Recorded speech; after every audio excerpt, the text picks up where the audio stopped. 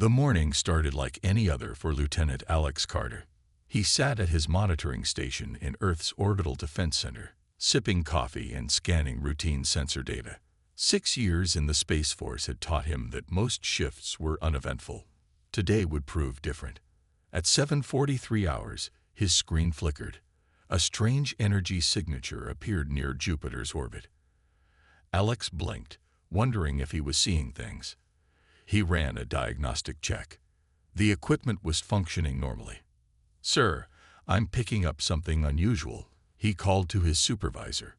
"It's massive, and it's moving toward Earth." Within minutes, the command center buzzed with activity. The object continued its approach, accelerating at speeds no human vessel could achieve. Commander Olivia Martinez arrived, her face grim as she studied the readings. "Have we tried hailing it?" "Yes, Commander. All frequencies, all known protocols." "No response," replied Communications Officer Frank Winters. The object, now clearly visible as an enormous ship, continued its silent approach. Its metallic hull gleamed in the sunlight as it passed Mars' orbit. The vessel was easily 10 times larger than the International Space Station. Intricate structures extended from its central body, and what appeared to be weapon ports lined its sides. "Last attempt to establish contact," ordered Martinez. She leaned toward the microphone. "Unknown vessel, this is Earth Orbital Defense Command. You have entered restricted space. Please identify yourself and state your purpose." Silence. The ship showed no signs of slowing. At its current trajectory, it would reach Earth orbit in 30 minutes. "All stations on alert. Prep defensive measures," Martine said calmly, though Alex noticed her hands tighten on the back of his chair. Representatives from various world governments joined emergency video calls. Voices argued about the proper response. Some advocated patience, others immediate military action. "We can't wait for a committee decision," Martinez said as the ship closed distance. "If this is a first contact situation, they're handling it poorly. If it's hostile..." She didn't finish the thought. The strange vessel now loomed large on their screens, slowing as it approached Earth orbit. Strange lights pulsed along its hull. Sensor equipment detected energy buildups inside the ship. "They're activating something," Alex reported. "Could be weapons, scanners, or communication gear. No way to know." Martinez made her decision. "Prepare to fire a warning shot. Target a point 50 kilometers ahead of their trajectory." The room fell silent. Earth had never fired on an alien vessel before. This would be historic, or catastrophic. "Are you sure, Commander?" asked Colonel Harris, her second in command. "I'm not starting a war," she replied. "But I'm not letting them dictate terms either. Fire when ready." The orbital defense platform released a pulse of energy that streaked across space, flashing brightly as it crossed the alien ship's path. The effect was immediate. The massive vessel halted its approach. For several tense minutes, nothing happened. Then, a message broadcast on all frequencies, a strange mechanical voice speaking perfect English. "Attention inhabitants of Sol 3. This world has been identified as resource viable and population compatible. Imperial cataloging complete. Prepare for integration assessment. Resistance is inadvisable." Before anyone could respond, the ship pivoted smoothly and accelerated away, vanishing from their sensors within minutes. The command center erupted with voices. Martinez raised her hand for silence. "Record everything. Download all sensor data. And get me the UN Secretary General." She turned to Alex. "Good catch, Lieutenant. I think you just spotted the vanguard of something much bigger." Alex nodded, his throat dry. "What happens now?" Martinez looked at the empty screen where the alien ship had been. "Now we prepare. They'll be back, and next time, they won't be surprised." Within hours, every government on Earth received the same briefing. Humanity was no longer alone in the universe, and its first galactic neighbors didn't seem friendly. 3 weeks after the alien encounter, the United Nations building in New York bustled with unusual activity. Security was tight. Military personnel from a dozen nations moved through hallways normally reserved for diplomats. In the main conference room, Major John Rodriguez stood before the assembled Security Council. Maps and data projections filled the screens behind him. "Ladies and gentlemen, we have 90 days at most," he said, pointing to orbital calculations. Based on the alien vessel's departure vector and their technology level, they could return with reinforcements within 3 months. The room grew quiet. Representatives from China, Russia, the United States, India, and European nations exchanged worried glances. "What do you propose?" asked the French delegate. Rodriguez straightened his uniform. "We need a unified space defense force. Every satellite, space station, and orbital platform must be repurposed for defense. We need to pool resources immediately." Arguments broke out. Nations with space capabilities worried about surrendering control of their assets. Countries without space programs demanded equal representation. "Enough." The British representative's voice cut through the noise.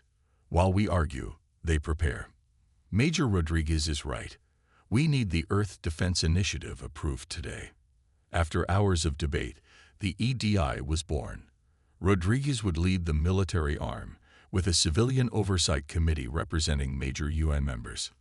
Meanwhile, in a research facility beneath the Rocky Mountains, Dr. Lisa Kelly hunched over sensor data from the alien encounter.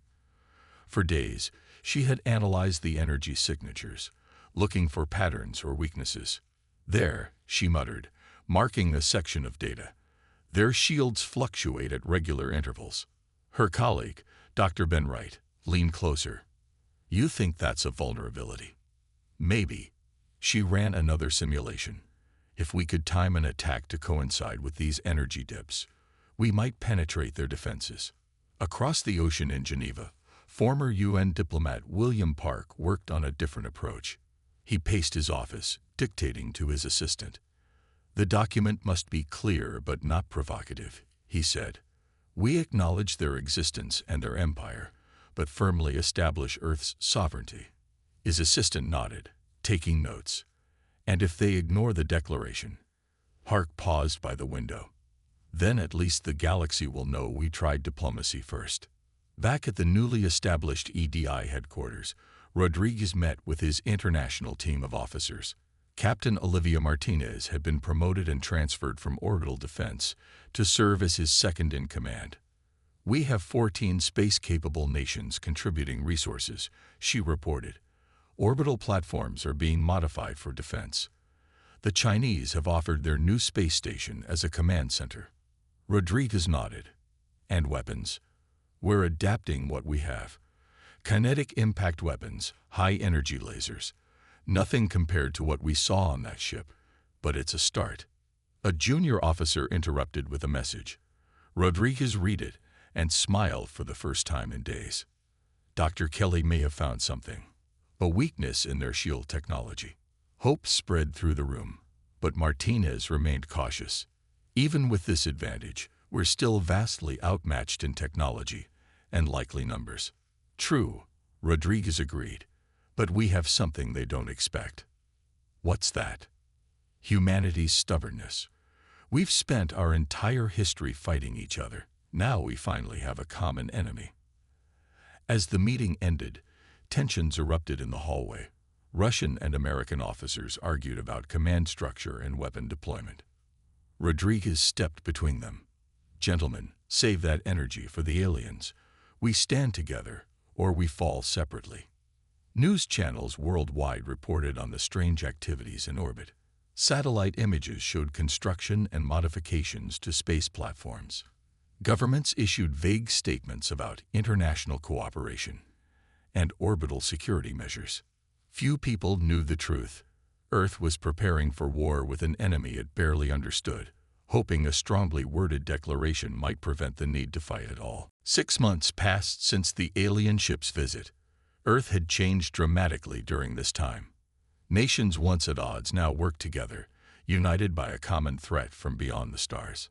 On a clear Monday morning, representatives from every country gathered at the UN headquarters.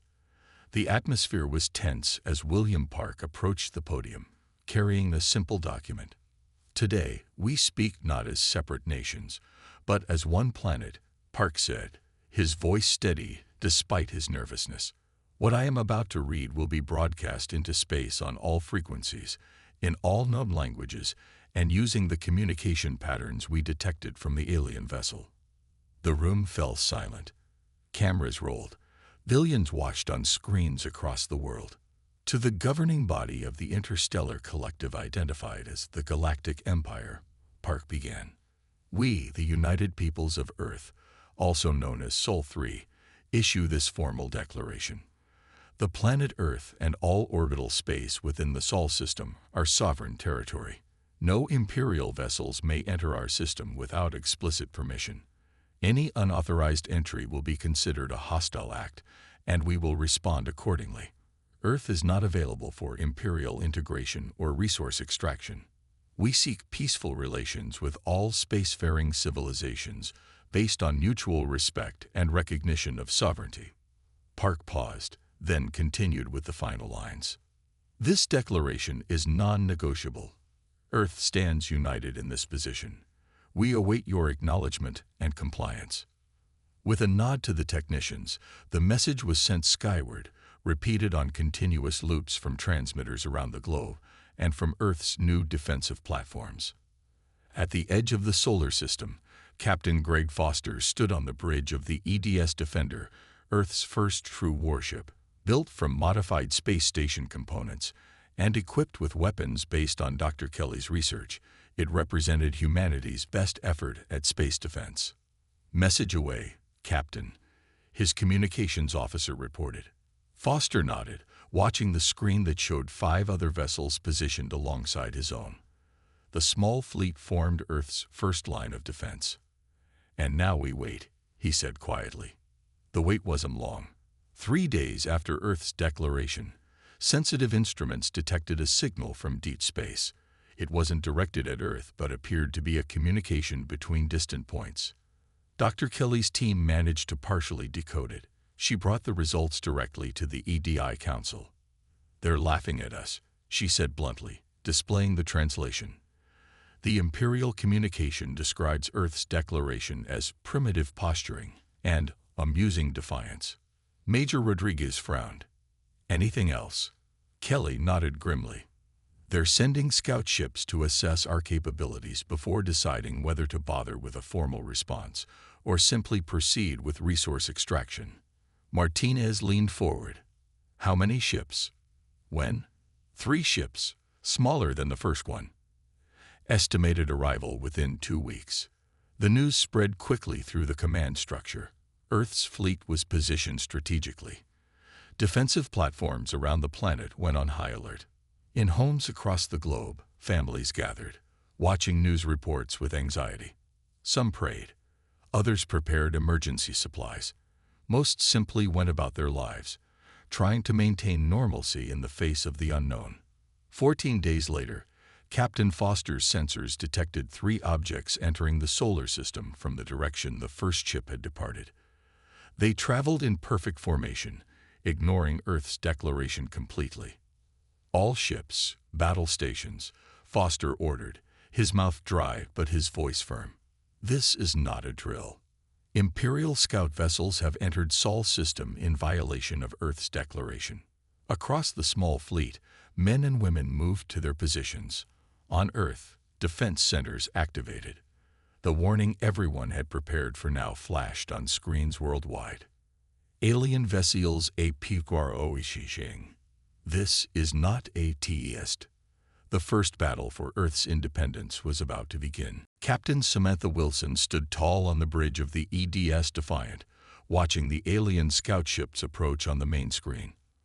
Unlike the massive vessel from 6 months ago, these ships were smaller, sleeker, clearly designed for speed and reconnaissance. "All weapons systems online," reported her weapons officer. "Dr. Kelly's shield disruptors are charged and ready." Wilson nodded. "Open a channel." When the connection was established, she spoke clearly. "Imperial vessels, you have entered Earth's sovereign space in violation of our declaration. Reverse course immediately.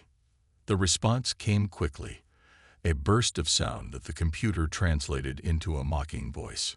Primitive species do not declare terms to the Empire. Stand down or be eliminated. Wilson's jaw tightened. All ships, form defensive pattern Delta. Prepare disruptors but hold fire until my command. Earth's small fleet of 6 vessels moved into formation. They were outmatched in technology, but had numbers on their side. 3 Earth ships to each Imperial scout. The lead scout ship accelerated suddenly, firing energy weapons that blazed past the Defiant, narrowly missing its port side. Return fire, Wilson ordered. Earth's ships unleashed conventional weapons, missiles and railguns, most of which bounced harmlessly off the Imperial shields, but they served their purpose as a distraction.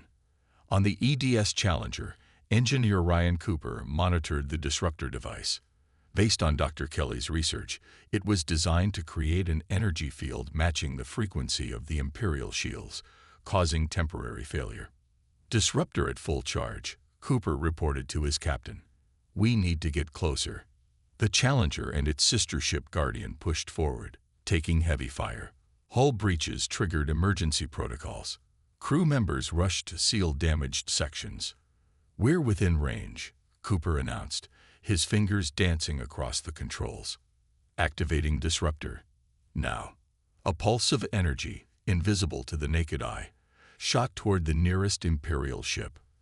For a moment, nothing happened. Then the scout ship shields flickered and failed. All ships, concentrate fire on target 1. Wilson commanded. Earth's vessels pounded the defenseless scout ship with everything they had. Metal tore. Explosions rippled across its surface. The Imperial vessel tried to retreat but lost engine power. The remaining 2 scout ships split up, one attacking Earth's fleet directly while the other attempted to push past toward Earth. Don't let that ship reach the planet, Wilson ordered. The Guardian, Challenger, and Aegis pursued the fleeing scout, hitting it with a second disruptor pulse. This time, the Imperial ship managed to adjust its shields, minimizing the effect.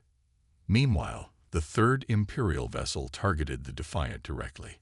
A powerful energy beam sliced through its lower deck. Hull breach on deck 4. We've lost power to engines. Wilson gripped her chair as the ship shuddered. Divert emergency power to weapons. If we're going down, we're taking them with us.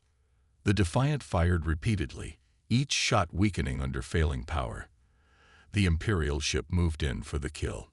Suddenly, the other Earth vessels swarmed the attacker from behind. The Challenger activated its disruptor at point-blank range, dropping the Imperial shields completely. Fire everything, Cooper shouted. The combined firepower of Earth's remaining ships tore the 2nd Imperial scout apart in a spectacular explosion. The 3rd scout, seeing its companions defeated, turned and accelerated to escape. Despite pursuit, it vanished into deep space, likely heading to report to the Empire. Hours later, Wilson stood in a makeshift command center on the damaged Defiant. 2 Imperial scouts destroyed or disabled. 1 escaped. Earth had won its first space battle, but at a heavy cost. The Guardian was lost with all hands.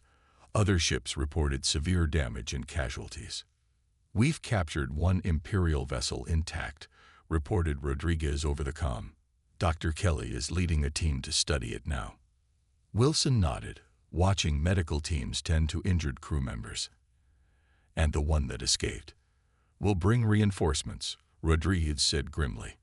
But now we have Imperial technology to study. We'll be better prepared next time. Wilson touched a burn on her uniform sleeve. Next time will be worse.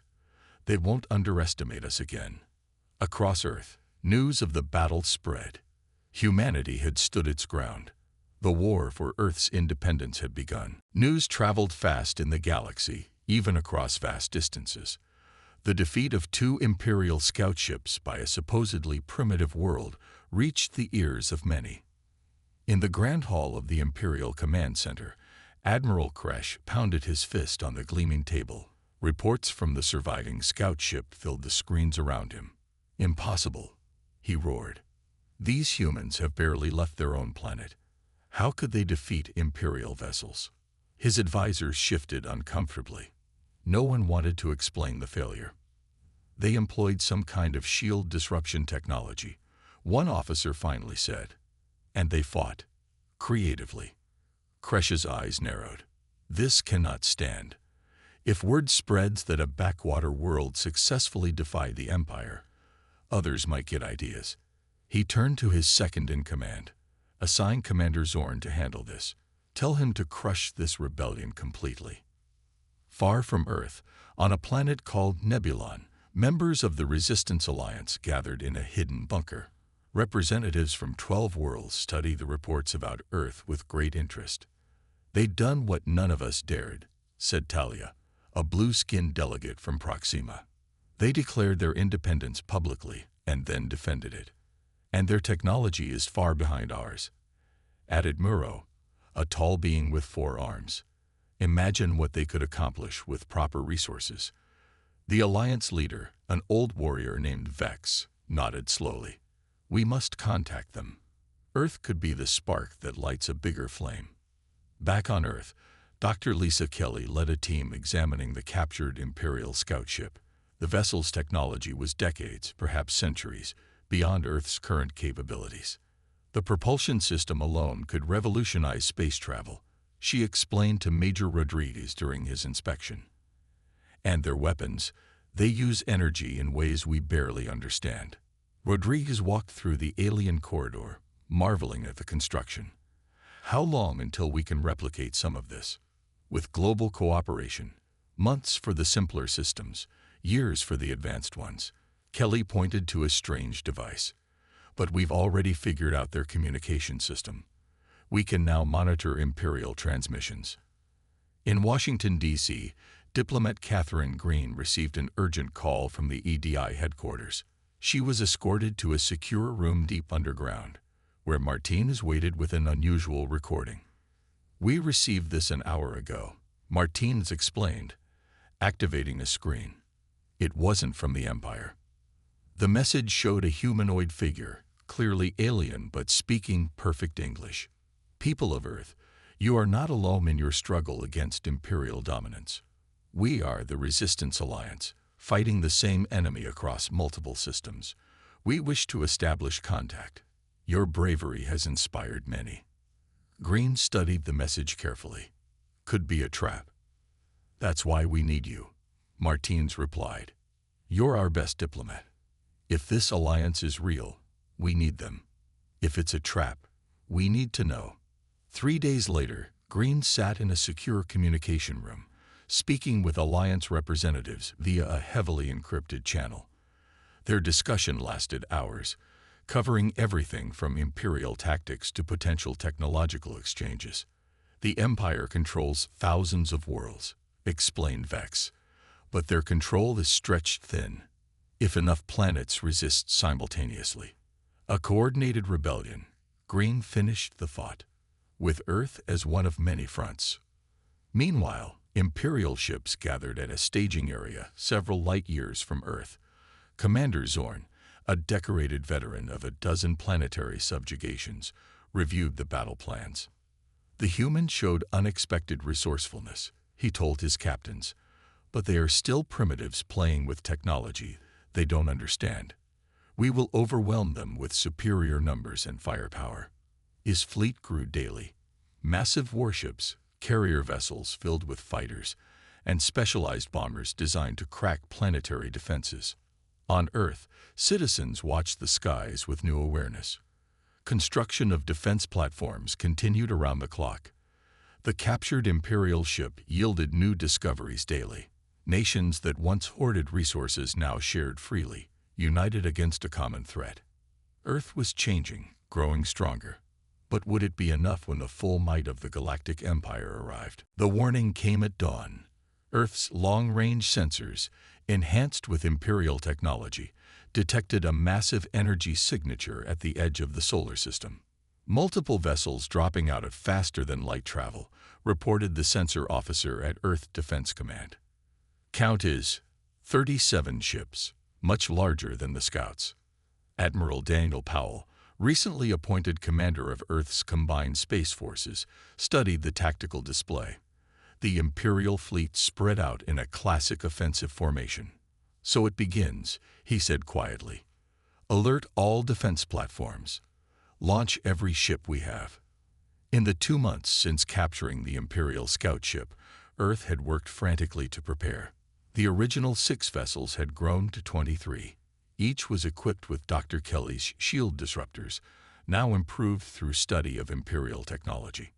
Powell boarded his flagship, the EDS Valiant, Earth's first purpose-built warship. Unlike the earlier converted stations, this vessel incorporated Imperial design elements. "All ships reporting ready, Admiral," said his communications officer. "Alliance support vessels are in position behind Jupiter." The Alliance had sent 5 ships. Not many, but each carried technology far beyond Earth's capabilities. They would serve as a hidden reserve force, unknown to the Empire. Commander Zorn watched Earth grow larger on his view screen. His massive command ship led the Imperial Armada, flanked by heavy destroyers. "Pathetic," he muttered, noting the small Earth fleet moving to intercept. "They think these toys can stop the might of the Empire." His second-in-command approached cautiously. "Commander, our scouts report unusual energy readings from the Earth vessels. They may have adapted some Imperial technology." Zorn waved dismissively. "Copied without understanding, no doubt. Prepare all weapons. I want this resistance crushed by day's end." The 2 fleets approached each other in the space between Earth and Mars. Powell's ships formed a seemingly loose and disorganized pattern. "They're expecting us to fight like they do," Powell explained to his bridge crew. "In rigid formations with predictable tactics. We won't give them that." Instead, Earth's ships scattered, using small moons and asteroid fields for cover. When the Imperial fleet divided to pursue, Powell sprung his trap. "All ships, execute Maneuver Delta. Disruptors at full power." Earth vessels suddenly accelerated in unexpected directions, closing to point-blank range with Imperial ships before activating their disruptors. Shield after shield failed, leaving the massive warships vulnerable to conventional weapons. On his flagship, Zorn raged as reports of losses came in. "Impossible. How are they doing this?" 3 Imperial destroyers exploded in quick succession. A 4th spun out of control, its engines dead. "They're using hit-and-run tactics," his tactical officer explained. "Striking quickly, then retreating before we can bring our full weapons to bear." Zorn slammed his fist down. "No more games. All ships, release fighter squadrons, blanket the area." Hundreds of small Imperial fighters poured from the larger vessels, overwhelming Earth's defenses through sheer numbers. Several Earth ships took heavy damage. One exploded as its reactor failed. Powell gritted his teeth as the Valiant shuddered from multiple impacts. "We can't match them fighter for fighter. Signal the Alliance. Execute Phase 2. From behind Jupiter, the 5 Alliance vessels emerged, launching specialized jamming fields that confused Imperial targeting systems. The fighters began firing on each other in the chaos. "What is happening?" Zorn demanded as his view screens filled with static. Earth's remaining ships regrouped, concentrating fire on the Imperial command vessel. Zorn's mighty flagship shuddered as multiple disruptors hit simultaneously, collapsing its shields. "Impossible," Zorn whispered as alarms blared around him. "We cannot be defeated by primitives." The battle raged for hours. Space itself seemed to burn with weapons fire and exploding vessels. Both sides took heavy losses, but Earth's unconventional tactics continued to confuse and divide the Imperial forces. As darkness fell across North America, Admiral Powell stood on his damaged bridge, watching the Imperial fleet retreat. They had lost nearly half their ships. Earth had lost more, but they had held. "They'll be back," Martine said, joining him at the viewport. Powell nodded grimly. "Yes, but next time, we'll be stronger." 3 weeks after the battle, Admiral Powell stood in the newly constructed observation dome of Earth's orbital headquarters. The massive structure, built from parts of captured Imperial vessels, offered a panoramic view of both Earth and the defensive fleet guarding it. "Damage report," he requested, watching workers in spacesuits repair a nearby defense platform. Commander Martinez, her left arm still in a sling from battle injuries, handed him a tablet. "We've restored 70% of our fleet capacity. The Alliance engineers have helped integrate Imperial technology into our remaining ships." Powell nodded, studying the figures. The victory had been costly. 8 Earth vessels destroyed, 5 more heavily damaged, thousands of lives lost. But the alternative would have been Earth's subjugation. "Any word from the Empire?" he asked. Martinez's expression darkened. "Our long-range sensors detect increased activity at their nearest outpost. They're rebuilding their fleet.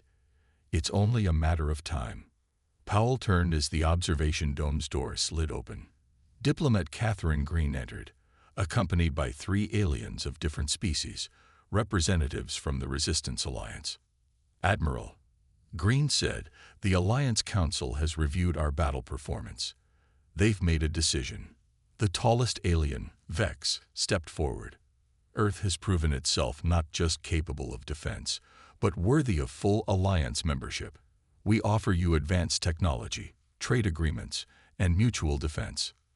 "In exchange for what?" Powell asked cautiously.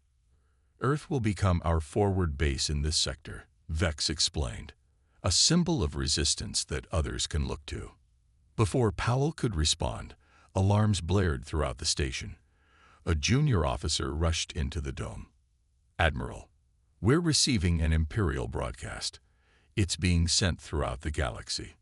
The main screen activated, showing the stern face of the Imperial High Commander. His message was brief and clearly furious. "Due to persistent security issues and unacceptable levels of resistance, the Sol system, containing the planet designated Earth, is hereby classified as a restricted zone.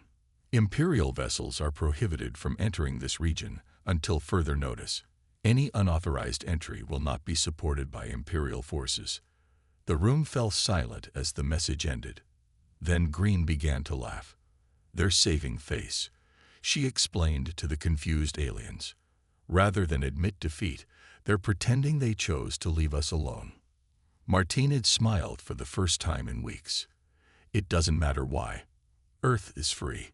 2 days later, Powell and Martinez stood side by side at the main viewport of Earth's new flagship, the EDS Independence. Below them, Earth gleamed blue and green against the blackness of space. Above, stars sparkled with new promise. "I never thought I'd see this day," Martinez said quietly. "When I fired that warning shot 6 months ago, I was just trying to protect Earth. I never imagined we'd end up changing the galaxy." Powell nodded. Earth's declaration was meant to keep Imperial ships away. Instead, it became a beacon for freedom. On the bridge behind them, officers from a dozen nations worked alongside Alliance advisors. The ship's advanced sensors tracked approaching vessels, diplomatic ships from worlds that had lived under Imperial rule for generations. "The first delegation is requesting docking permission," reported the communications officer. "They say they've come to learn how Earth stood against the Empire."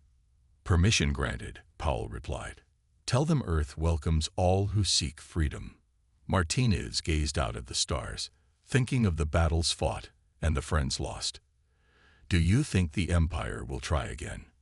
"Eventually," Powell admitted, "but we won't face them alone next time."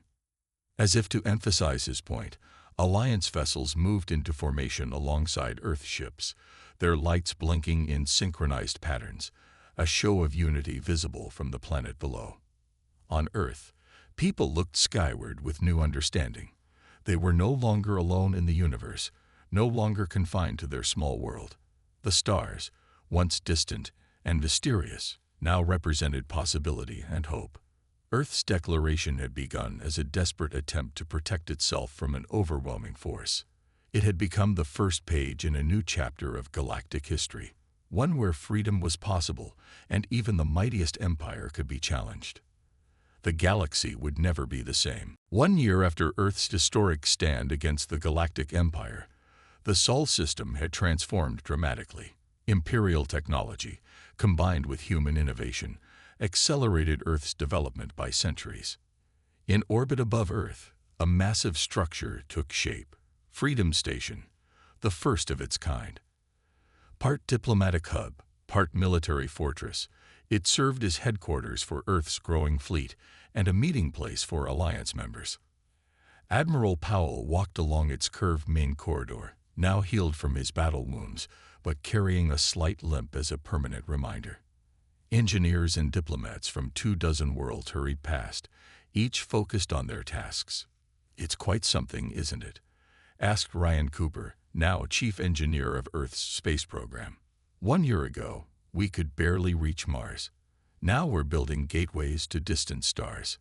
Powell nodded, stopping at a viewport to observe a newly constructed ship undergoing final tests. Unlike Earth's earlier vessels, cobbled together from existing technology, this one had been designed from scratch, incorporating the best of human and alien engineering. "The EDS Pathfinder," Cooper said proudly, "our first true exploration vessel. She can reach the nearest Alliance worlds in days, not years." In the station's diplomatic wing, Catherine Green met with representatives from a world called Terralis, recently liberated from Imperial control. "Earth's strategy can work for us too," said their leader, a reptilian being named Karth. "We've studied how you used smaller, faster ships against their capital vessels." Green smiled. "The Empire expects confrontation on their terms. When you refuse to play by their rules, you gain an advantage." Alerts chimed softly throughout the station. On the command deck, Commander Martinez, now wearing Admiral's insignia herself, studied incoming data. "Another Imperial outpost has fallen," reported her tactical officer. "The rebellion on Centauri Prime succeeded." Martinez allowed herself a small smile. "Send our congratulations. Offer humanitarian aid if needed." Not all news was positive, however. Intelligence reports indicated the Empire was developing new technologies specifically designed to counter Earth's disruptor weapons. Imperial leadership had been reshuffled, with hardliners gaining influence. In a secure conference room, Powell met with Alliance military commanders. Tactical displays showed Imperial fleet movements across the galaxy. "They're consolidating forces," explained Vex, now Earth's primary Alliance liaison, "abandoning outer territories to strengthen their core worlds." "A siege mentality," Powell observed. "They've never faced this kind of challenge before." "Which makes them dangerous," cautioned Lisa Kelly, recently promoted to oversee technological development. "Cornered enemies fight harder." On Earth itself, cities had changed as alien technology became integrated into daily life. Medical advances from Alliance worlds eliminated diseases that had plagued humanity for millennia. Energy problems vanished as fusion technology became commonplace. But the greatest change was psychological. Humans no longer looked at the stars with wonder alone, but with recognition. The universe had become smaller, more accessible, filled with allies and enemies, and countless civilizations yet to meet. At a primary school in what was once called Kenya, children gathered around a visiting Alliance representative who showed them holographic images of her homeworld. "Will we be able to visit your planet someday?" asked the young boy. The alien smiled in her species way. "Some of you already are. 10 Earth families have relocated to my world as cultural ambassadors." In his private quarters on Freedom Station, Powell reviewed reports from Earth's first colony beyond the solar system. Pioneers had established a small outpost on a habitable moon orbiting a gas giant in the Proxima Centauri system. Martinez entered, carrying fresh data. "The deep space sensors have detected something unusual. A message encoded differently than Imperial or Alliance communications." "A new player?" Powell asked. "Perhaps." Martinez looked troubled. "Whatever it is, it's coming from beyond known space." Powell gazed out at the stars. Earth had survived its first contact with galactic civilization, had claimed its place among spacefaring species, but the galaxy was vast, filled with wonders and dangers they had yet to discover. "Alert the Alliance," he said, "and prepare a scout ship. Earth's declaration kept out the Empire, but our journey is just beginning." The unknown signal continued, a new mystery calling to a humanity that now looked to the stars not with fear, but with confidence.